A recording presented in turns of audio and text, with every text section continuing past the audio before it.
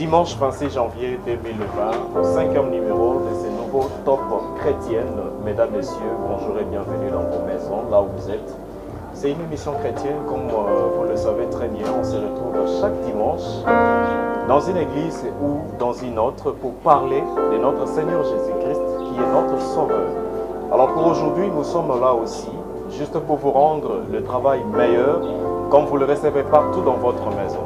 Derrière notre caméra, il y a Mers R9, qu'on l'appelle souvent. Et aujourd'hui, nous sommes à l'église La Réconciliation, qui dirige l'homme de Dieu, le pasteur Mwanza. Mais pour aujourd'hui, il ne sera pas seul sur ces plateaux.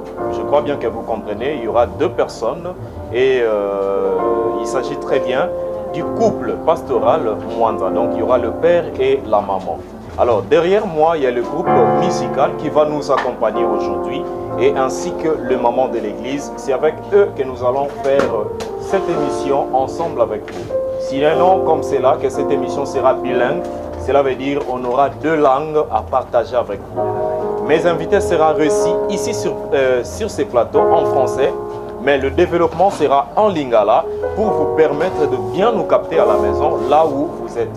Alors, encore une fois de plus, souhaitons comme cela la bienvenue à nos heureux invités. Le papa et maman, Mwanza, ils arrivent.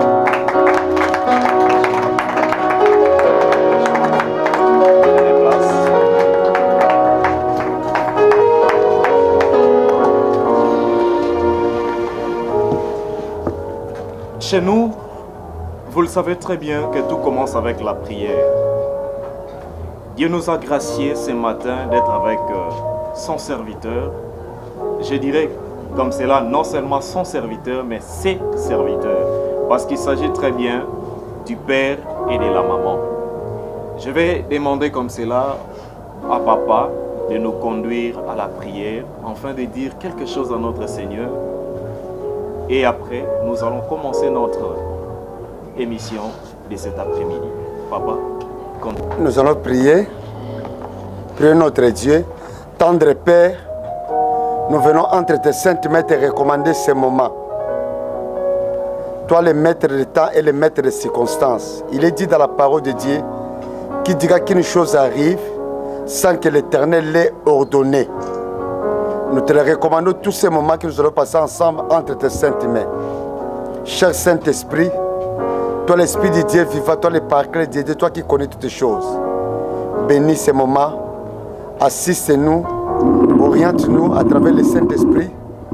Au nom de Jésus, que ces moments soient bénis et tout le monde qui sont en train de nous suivre dans la télé reçoivent la même bénédiction au nom de Jésus.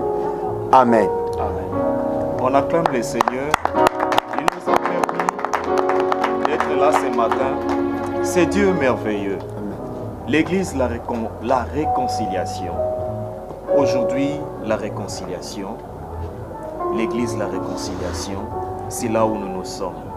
On ne peut pas commencer cette émission sans pour autant tout l'obélaouis église, la réconciliation. Comment est-ce que l'église, la réconciliation et bandaka P. Combo y a la réconciliation et ça qui inspire Ndengenini. Pour ne pas toloba que Combo la réconciliation et Utawapi. Non, nous sommes dans les choses de l'éternel. C'est la divinité. Amen. Et ça qui inspire Ndengeni. Merci pour la question. Combo la réconciliation. Ezali révélation au Nzamba Pesaki et pas notre papa, le visionnaire ministère réconciliation. Natangi comme on est passé Stéphane Nkuna. Soko tangi na mukanda na 2 Corinthiens chapitre 5. Soko tangi verset mobimba. Oko découvrir pas oyo to tirer combo oyo ya réconciliation. Ce qui n'attend na 2 Corinthiens dans le chapitre 5 na bandia partie ya verset nango 17 n'attend na kombo na Yesu. Amen. Si quelqu'un est en Christ, il est une nouvelle créature. Les choses anciennes sont passées, voici toutes choses sont devenues nouvelles. Et tout cela vient de Dieu qui nous a réconciliés avec lui par Christ et qui nous a donné le ministère de la réconciliation. Donc, 2 Corinthiens chapitre 5, à partir du verset 17 à verset 21. Donc, l'église de la réconciliation, et ça, il y a ministère de la réconciliation. Oyo visionnaire nango, c'est le pasteur Stéphane Kuna. Yende Nzambe a lobelaki, a pessé le tombe Oyo, a pessé Moussala Oyo, en fait que tu réconcilier Mokili na Nzambe, Batu na Nzambe. Biso moko peut se réconcilier, biso moko to se réconcilier, biso pe na maninga na biso. Bongo biso to zali église ya réconciliation, o ezali ko fait membre ya ministère de réconciliation et pas papa na biso Stéphane Kuna zali ko kamba. Et pas wapi papa Stéphane azokamba. Mes salutations à lui en passant. Amen. Tozongi awa na paroisse où ezwami na commune ya Selemba. Où ezokambama et pas ya révérend pasteur Mwanza. Pasteur Mwanza. Soko ko betela biso lisolo na ba minute moké to na 2 lignes. Comment est-ce que paroisse où yesika to fandi awalelo et bandaki? Gloire à Dieu. Nzambe mutabenga kabisa pesa kabisa musala. Musala oyo ndenge tozomona ngole na mboka na biso. Ba église ali ko bota na lolenge na lolenge. Mais biso tozali batu oyo to wuti penza na makolo ya papa. To botami na makolo ya papa bate biso sango malamu ngana bongoli motema le 11 février 1987. To bongoli motema presque période moko na mwasi nanga otovani na ye pembeni awa mais Nzambe tango abengi biso to bandi ko samba tolandi ba enseignement. Je crois bien eza 10 ans passés. Nzambe apesaki biso mokumba apesaki biso posa toya na quartier oyo to bana kotea sango malamu nde salamaki ete tongo na tongo na bande koleka na balabala koteya kokota na mapango kobondela mpona bato parce que milieu tozali ezalaki quartier moko ya mobulu makasi quartier moko ya désordre makasi nde na période wana Nzambe abengaki biso mpo te tosala mosala na ye nde a partir ya koteya wana kokota na mapango koteya na balabala Nzambe ko pesa biso posa ngana mwasi na ngai to banda église awa na balabala mabwana epai tozali epai wapi kozali. Alors pasteur Mwanza lelo yo ministère ezokola mosanza mezokeli koso mama za côté balobaka toujours derrière un grand homme il y a toujours une grande dame. Amen. Na kolingana partager na maman na bandeko baolanda biso. Quelle est l'expérience ya Nzambe au Sali à travers le ministère oyo ya la réconciliation awa et pas wapi bozwa misikoyo na commune Selemba? Merci pour la parole au président. L'expérience vraiment est à ma casse na musala parce que tout le monde yango makambo Nzambe asali na biso. Ministère na biso eza na musala ya délivrance.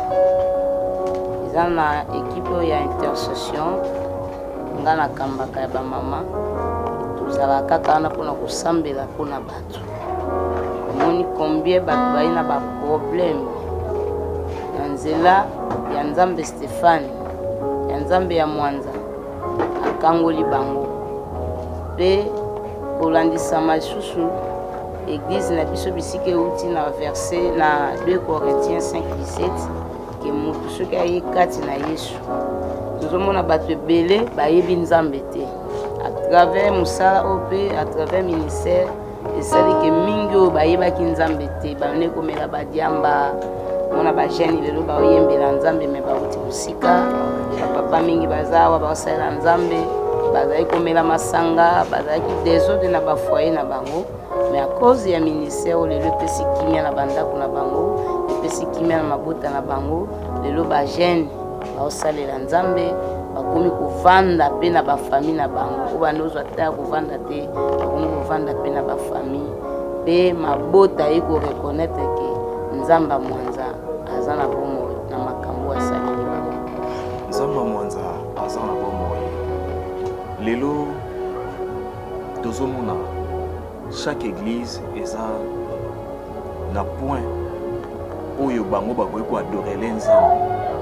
Bana likambo oyo soki motema elembi espoir esili baotala badifficulté ezokoma mais eya na elo moko oyo ekotinda bango batya bageno na se babanda koadore Nzambe barapele Nzambe eloko wana kotala papa kotala mama na ozonga epa papa eloko nini oyo kotala ministère oyo ememaka bino bogumbamela Nzambe makasi bokota na profondeur et adoration mpe pesaka bino sous force. Merci journaliste, merci papa. Nalingai kolendisa bandeko bazotala biso o bamoni biso bamosusu mpe bakoyeba biso déjà. Eza na makambo ebele oyo biso tokoki kokumisela Nzambe. Makambo ebele Nzambe asali na ministère oyo asali na bomoi na biso. Mais moko oyo elekelaka biso mpe topesa yango litateli mpo na bato eza kobotela mwana na biso ya liboso. Komo na ye Shekina parce que nga na mama mwasi na nga Esther Mwanza tosali mariage na maboka papa na biso Stéphane Nkuna le 30 mars 1996. Mais toye kobota mwana après 17 ans. Donc mwana na biso abotami le 25 février 2013. Après 17 ans. 17 ans oya kozanga mabota, 17 ans oya soni, 17 ans ya kofingama, ya kocholama, mais Nzambe wana Stéphane. Nzambe abenga biso, Nzambe apona biso, asali biso bikamwa wana kisite tongate, toye kobota, toye kozwa mwana, toka soki tovandi tomoni grande wana ya Nzambe oyo tosalelaka. Il faut tokumiseka tango nyonso. Est-ce qu'on peut acclamer ce Dieu? C'est Dieu qui est merveilleux. C'est Dieu qui accomplit de grandes choses. Amen. C'est ça l'expérience pour vous qui nous suivez à la maison. Amen. Voyez ce que Dieu est en train de réaliser. Voyez ce que Dieu est en train de faire. Non, j'aimerais interpeller quelqu'un qui est à la maison. Tu es fatigué. Amen. Tu dis que non, mon cas est différent. Non. J'aimerais réitérer encore la foi qui est en toi. Rien que le peu qui reste en toi. Amen. Enfin pour te dire qu'il y a un Dieu qui travaille encore. Amen. Espère et tu verras. Il ne faut pas perdre la foi. Regarde ce que Dieu a fait pour ces couples. Ils sont des pasteurs. Mais après 17 ans, regarde ce que Dieu a réalisé. Regarde ce que Dieu a fait. Amen. Alors, aujourd'hui, Maman Lobeli, groupe intercession. Et pas wapi bato bazwa solution. Et pas wapi bato bazo bika. Est-ce que maman okoki kolobela biso ide wana ebutaka ndenge nini? Ebandaki ndenge nini? Kino pe lelo okoma na koloba en termes de croyants au bazo ndimela. Intercession on est à chaque lundi. Ebanda ina ndenge nini? Merci pour la parole.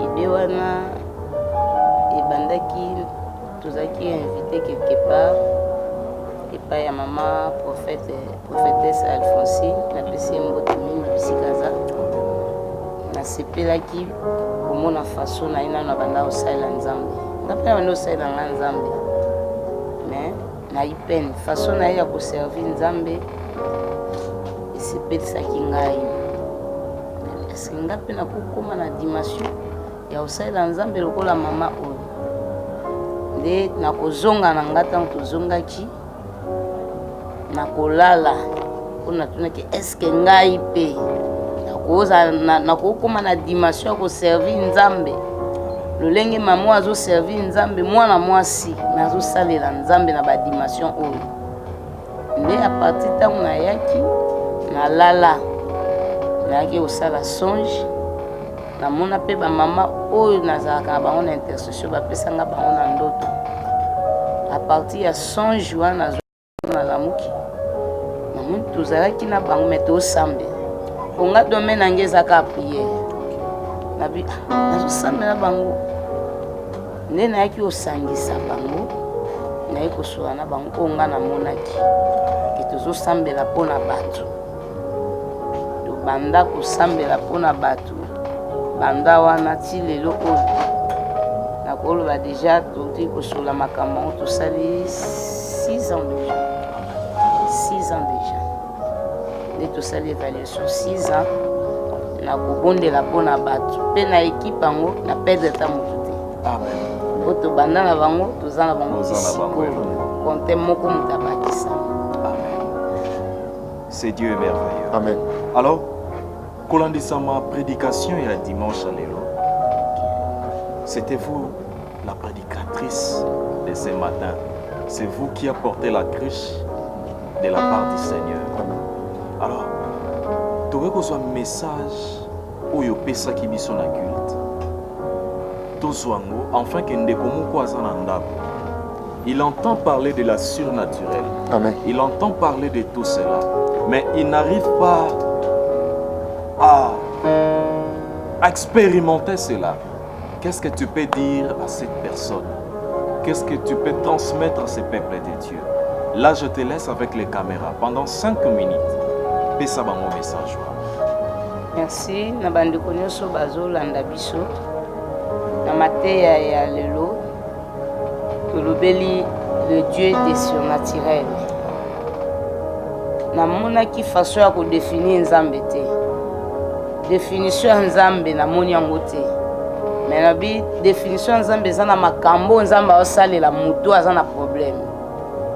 C'est-à-dire moto akutani na problème moko elekeli ye ntango akomona loboko na nzambe na bomoi na ye ekopesa définition malamu koleka oyo nga nakoki kopesa ye koleka oyo dictionnaire ekoki kopesa ye koleka oyo bato basali français bakoki kopesa mpo na nini ye moko azalaki na problème amoni nzambe kosalela ye nde akoyeba na vie na ye nzambe aza nani.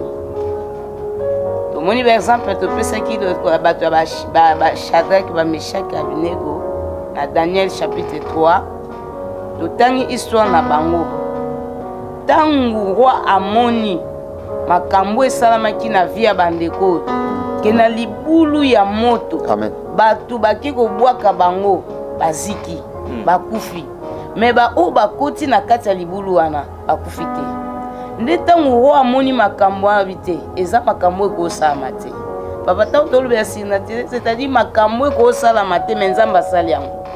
Makambo bato bazelaki te na ntango wana me nzambe asali yango.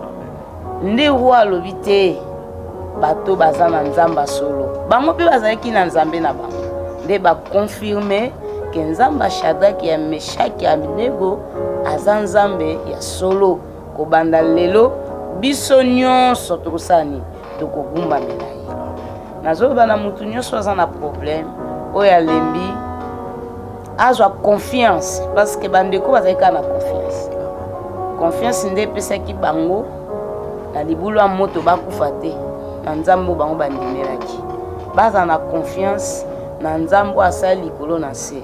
Lelo problème eza mpo banzambe bakomi ebele me bayeba nanu nzambe nini oyo bango baosambela.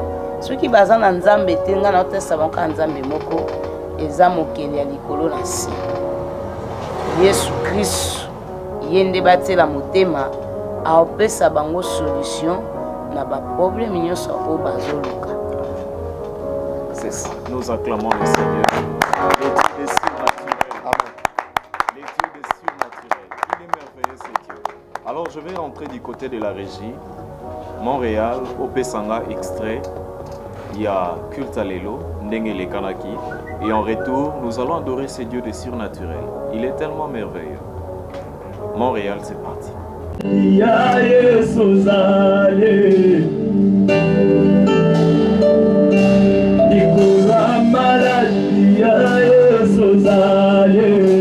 Oh oui, Esayo Yahweh, Olingwa Motema. Esayo Yahweh, Olingwa Motema. Esayo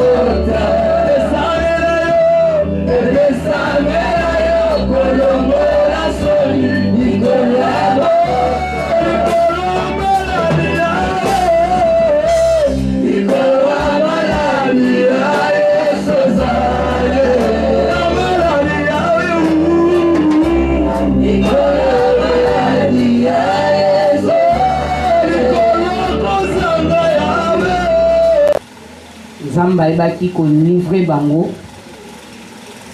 oko ya bakonzi ya mboka Babylone. Eza kuna te nde ememaki balongola bandeko oyo na mboka na bango na Jérusalem baki kokota bowumbu na mboka mosusu. Tango bake omona mokonzi apesi loi baponela ye ba jeune homme oyo bauti na famille royale, oyo bauti na famille oyo eza na valeur, asuki bongo te alobi bazala pe kitoko ya elongi. Nde baponaki batie bango esika moko na ndako ya mokonzi. Bible elobi bazwi biloko oyo mokonzi aliaka, bazwi bavin oyo mokonzi amelaka, bapesa bandeko oyo babanda kolia, babanda komela po bazwa makasi ya kokende kosala na ndako ya mokonzi. Bake kosala epai ya roi mais na identité lokola esclave. Amen. Parce que bake bowumbu bauti na mboka na bango bake na mboka mosusu na identité lokola esclave. Baponi bango so tengi Bible bien le tozoloba bakomba Meshaka Azaria ezalaki na bakombo bazalaki nango bachange bakombo bapesi bango bakombo oyo. Mais pendant que bazalaki na mesa na table ya roi, Daniel na bandeko na ye bayebisi lelo tokoloba bato bayeba koservir to balambela mokonzi ba cuisinière babi kopesa biso biloko ba roi baliaka te, kopesa biso masanga o ba omela te, na tina ete tosui bavi na biso te, tobebisa bomoi na biso te, pesa biso ka pendant 10 jours légumes na mai. Moto alobi te bino na omona elongi na bino ekokani te na bato baolia biloko oyo, bino ndenge boza na problème, ndenge boza na mabi te, pesa biso okomona bilongi na biso, okomona makasi na biso ekozala koleka bato baolia biloko oyo azolia. Alléluia. Ibelobi bapesi Daniel na bandeko na ye mai, bapesi bango ezalaki na table ya roi mpona komema yo kaka yaya ane oyo eza na biloko oyo Nzambe abongisi mpona bato na ye, eza pe na biloko oyo Satan akotia yoka ntango surnaturel, mais eza baplan ya nani ya Satan po atia confusion. Eza ne oyo ofanda bien. Mwana moko aza kuna nga na tinde pa Docteur Chantal. Docteur Chantal ayebisa ye makambo. Eleki miko Docteur Chantal ayobenga nga abima passer ndenge eleki ba mwa eleki miko lebele tokutana te, mais yeba Nzambe na bino apesa nga deja mwana naza na zemi, mais nalingi kobota te naoki bota na France. Ake France aboti abenga biso inabota mwana mwasi na muto abanda kobota te, yango na vie keba na ba connexion, keba na contact. Tango babi pesa muninga mbote, pesa yo zakati ne ya lobati, parce que na mbote noka muta kwa yeko za malade, tango bi Nzamba bikiso Nzamba pambolo azwe loko moko. Docteur Chantal lelo atikala pe na poto azonga te. Pona nini asunga kanga Nzambe na biso pasali asungi. On acclame le Seigneur.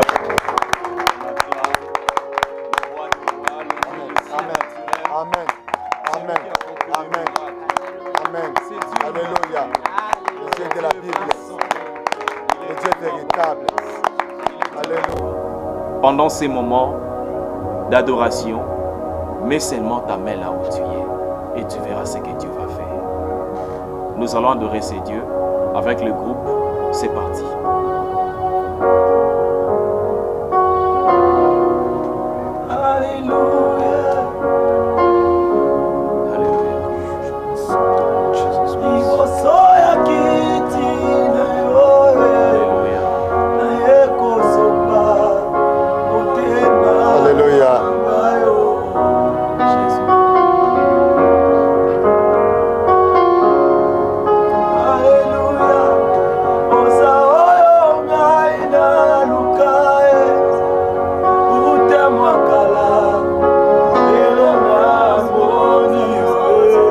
tu es notre Dieu, notre roi. Nous te bénissons, Jésus. Nous te rendons gloire. Toi, le Shiloh. Merci la troisième jour. Alléluia. Nous avons apporté Saka. On va faire ça comme apporter Panabat. Nous avons Kangola Kabat. Alléluia. Nous avons Sala Kabat Molamu. Et pas Bazela Molamu Te. Motomboli Abato. Mosikoli. Mokangolami. Nzamba tutala monsieur Stéphane Kuna. Nzamba abenga biso nzamba pona biso. Wapesi biso lotombo. Alléluia.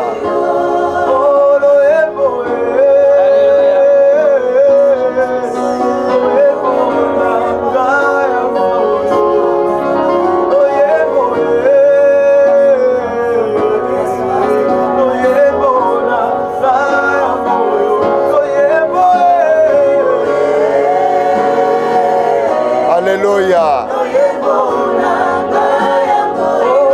Oh, merci pour la moula oyo.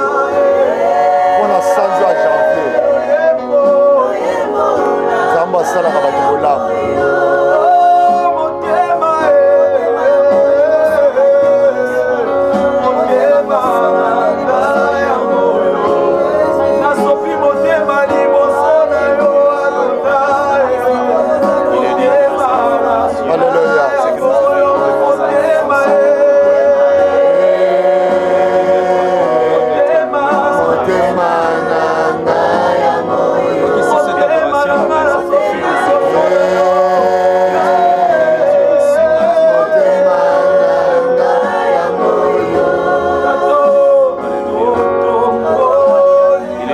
Alléluia.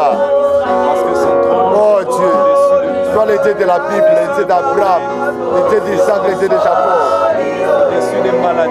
Alléluia. Toi qui as reçu le nom au-dessus de tout nom, dans le nom de Jésus, tout genou fléchit dans le ciel, sur la terre et sous la terre. Et toute la confesse que le Seigneur Jésus est Seigneur Sauveur. Le Dieu que nous servons, le Dieu que nous invoquons dans ces lieux, le Dieu de la Bible. Dieu, le Dieu des ciels, le Dieu des montagnes. Alléluia.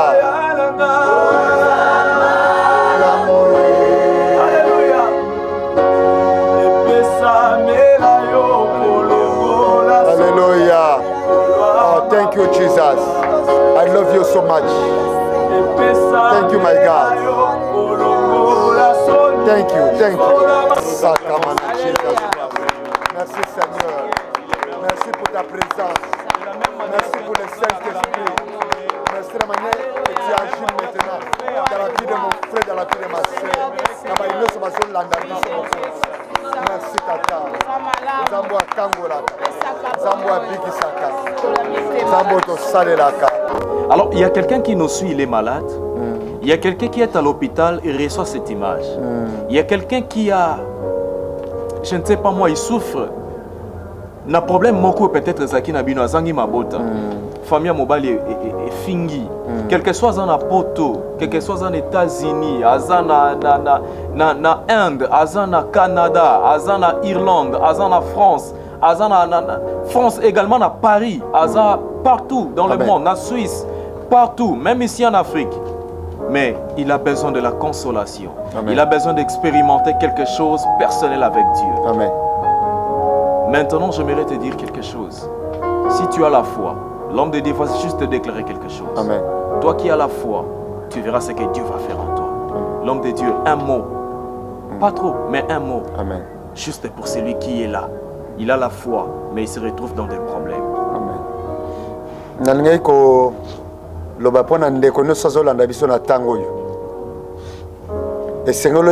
Dieu n'abandonne jamais ses enfants.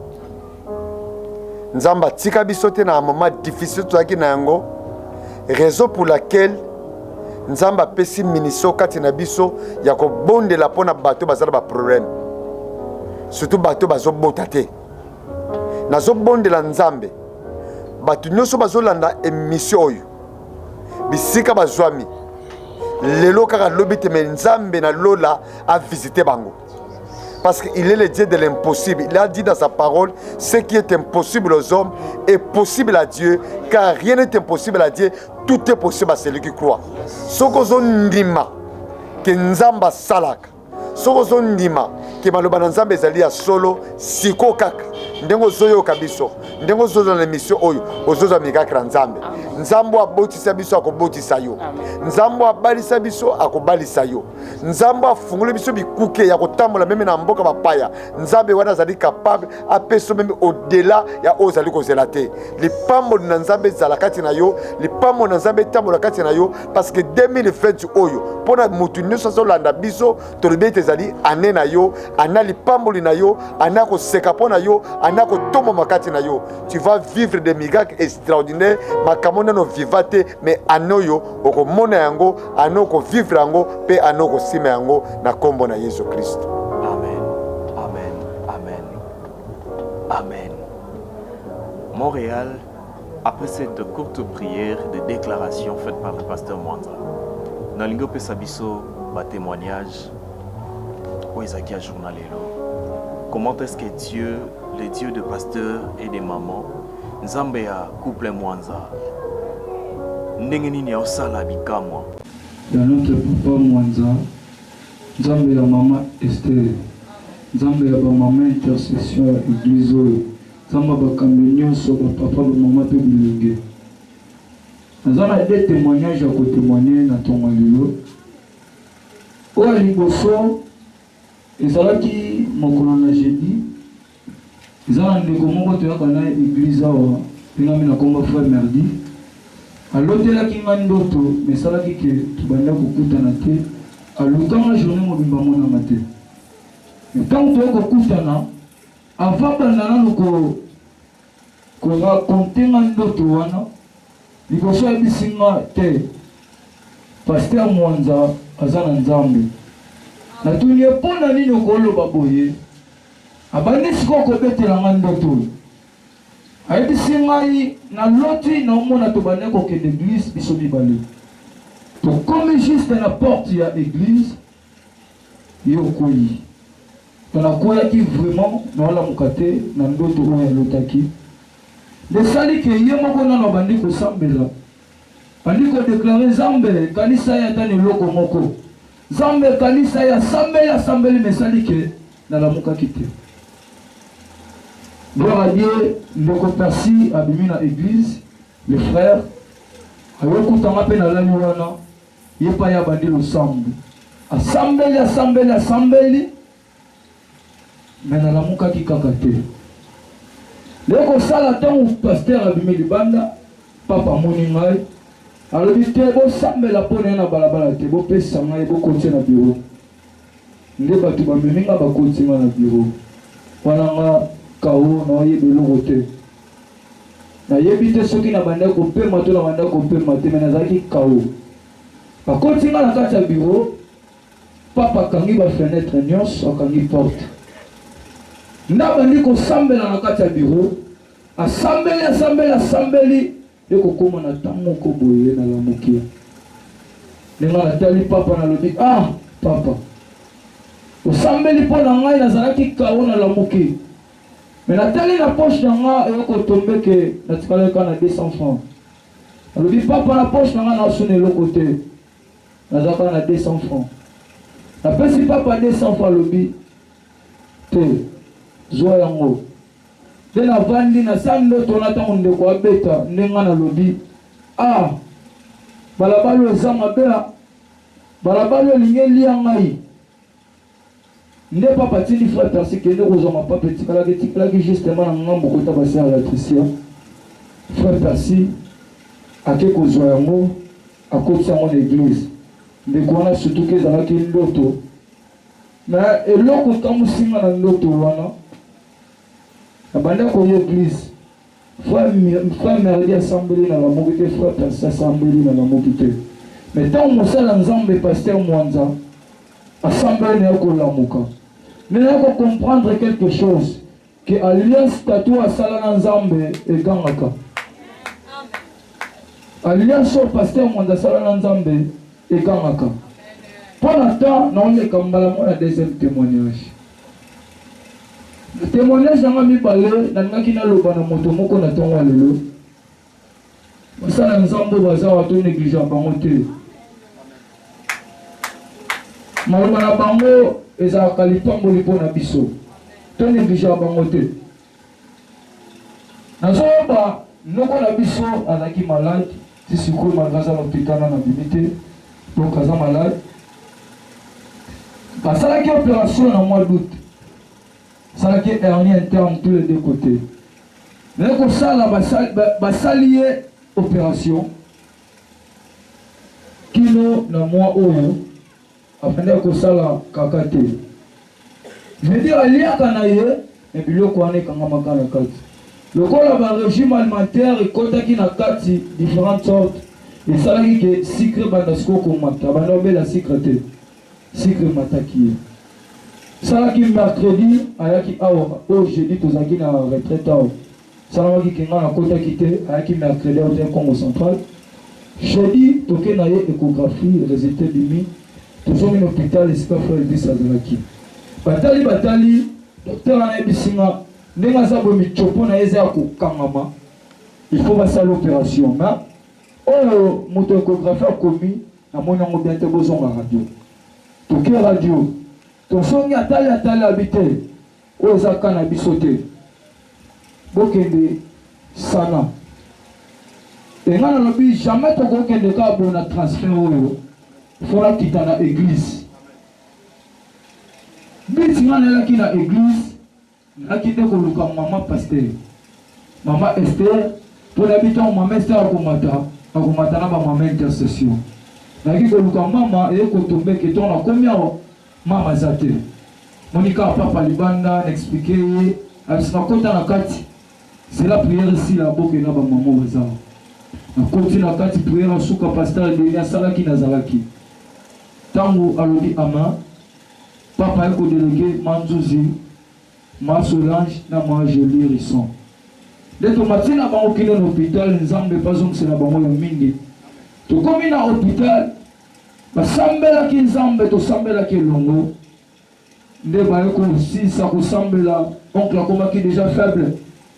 Mais ça il tombe à transférer biso na sana. Esprit timbi biso te toke na sana. Esprit le bito ke na bumbu. Na centre mère na bumbu.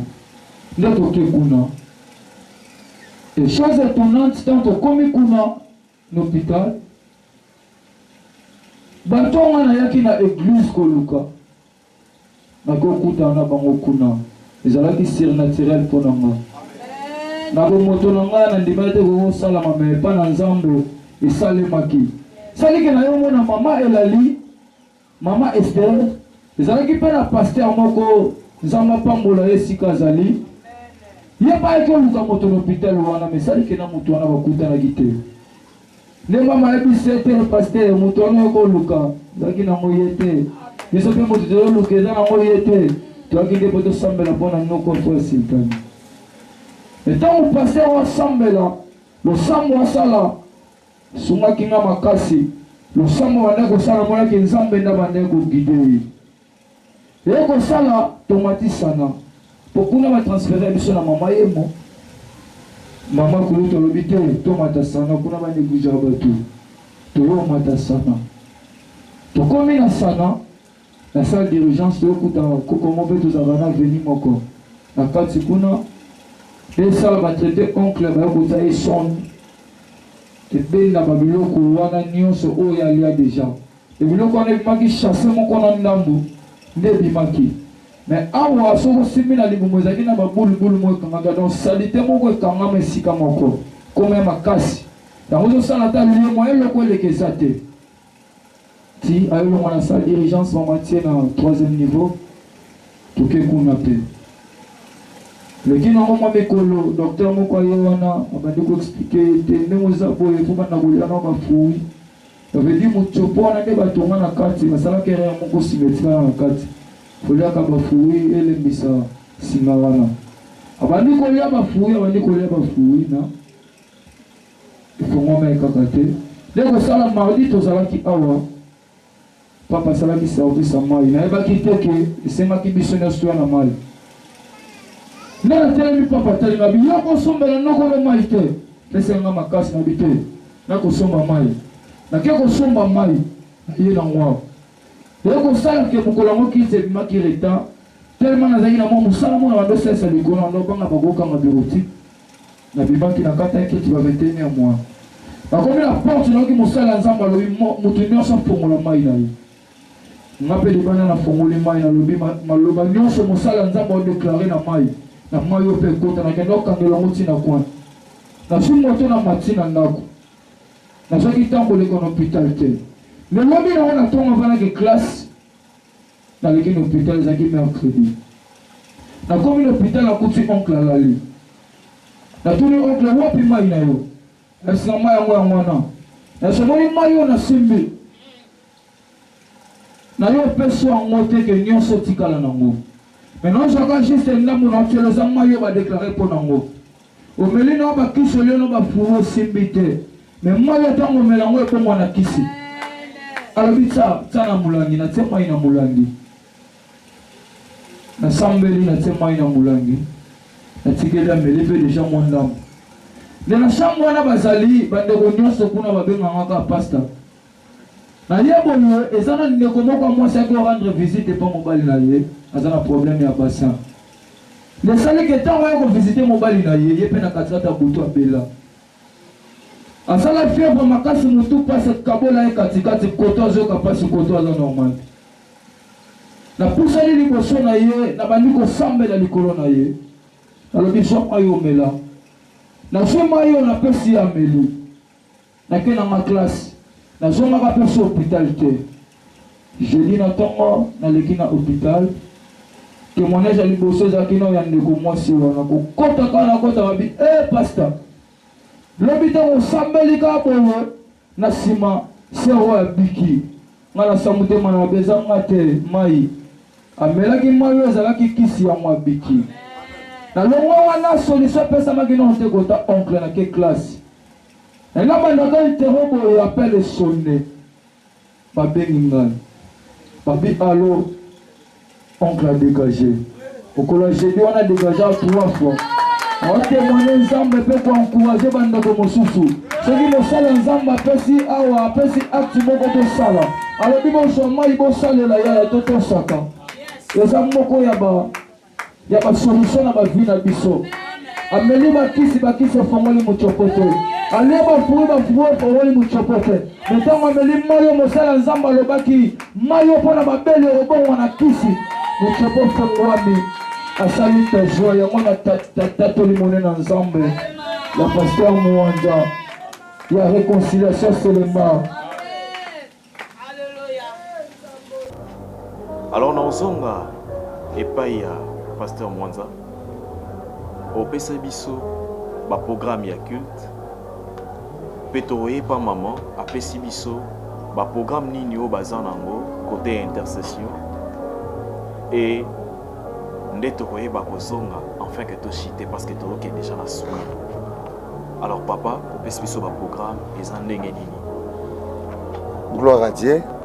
Le programme de l'église à réconciliation Selembao. L'église à réconciliation Selembao est allée à Veni Mabouana, numéro 159, dans la commune à Selembao, dans le quartier Luboudi.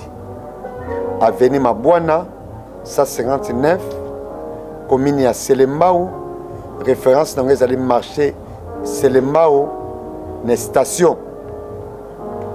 Christ na biso tozalaka nango na semaine eza mokolo ya mardi à partir de 17h30 kino 19h30. Tozalaka na mokolo ya jeudi à partir de 17h30 et 19h30.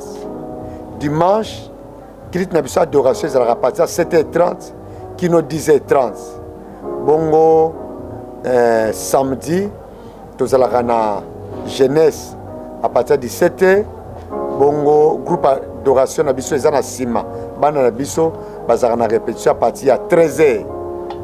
Ba mama basanganaka awa mokolo ya mercredi à partir ya 8h.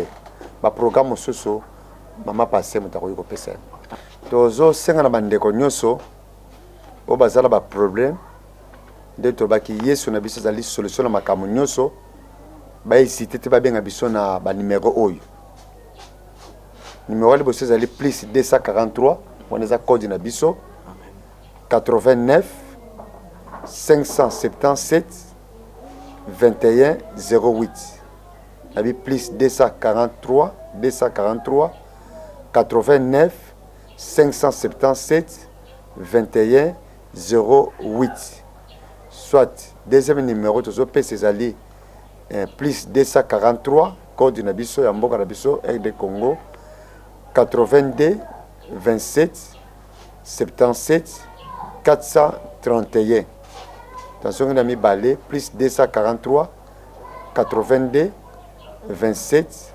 77 431 mais na petit numéro ya maman parce que lokola chaque lundi to bonde la pona ba ka oyo ya batu ya kobota bazana problème ya kobota lokola maman chaque lundi bazaka na intercession wana ba bonde la pona ba ka wana ndenge batu bayaka ezali plus 243 89 66 38 334 plus 243 89 66 38 334 soko bengi biso na ba numéro wana okozwa biso moko tokobondela mpona yo tooriente yo mpe nzambe tosalela kazana bomoi akosala kati na bomoi na yo.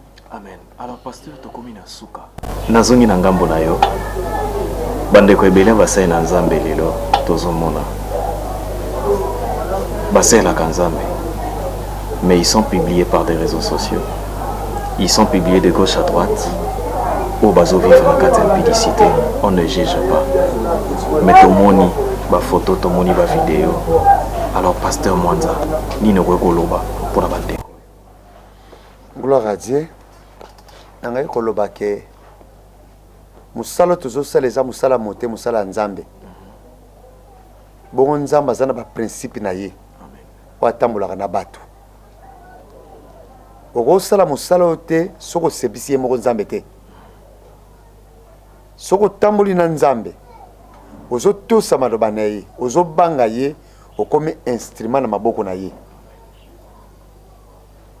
mais soki olongoli ko banga nzambe na musala oyo olongoli ko tosa maloba na nzambe okoti na misala ndenge tozomona tozapana ko jeba te mais misala tozomona misala wana yango nde ko futa yo pote biru bete oyo azali ko lona pona nzoto akobuka pona nzoto mais oazali kolona pona molimo akobuka pona molimo.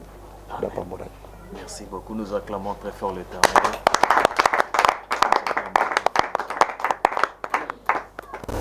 Je crois bien que vous avez compris et Zara après question surprise nabiso les dokoma na suka pona lelo tokomi na suka mais avant de nous séparer nazotika pasteur Mwanza o wapi déjà na lobby merci et pas ya papa merci pas maman merci na groupe d'adoration, merci à ma maman, pour moi, je clôture ici. Alors je vous laisse avec le pasteur Mwanza qui va prier pour les cas, qui va prier pour tout le monde qui sont dans des souffrances. Alors aujourd'hui, j'aimerais très bien comme cela dire un grand merci à mon directeur, mon DG, Gwani Matota et pas Ozali. Maman, merci et pas Ozali. Amen. Bino sobolandi biso totikili bino groupe na biso adoration o bakoyembela biso banzembo bakomema bino ya présence na nzambe. Bye bye.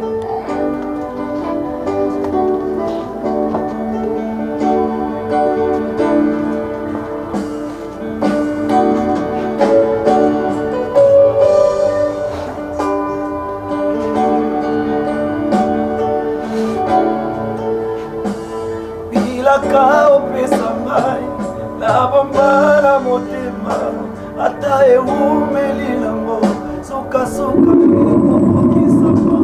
Je ne perdais pas patience motema ezana moleteo na ebizambe ya lola za motote moyo kosanga wana motote moyo wangala za motote